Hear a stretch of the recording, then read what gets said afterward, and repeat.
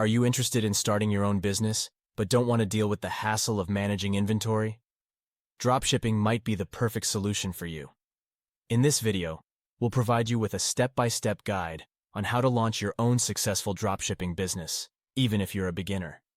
The first step in starting a dropshipping business is choosing a niche and products to sell. We'll show you how to conduct market research, find your target audience, and select products that have high profit margins. Once you've identified your niche and products, you'll need to find a reliable supplier.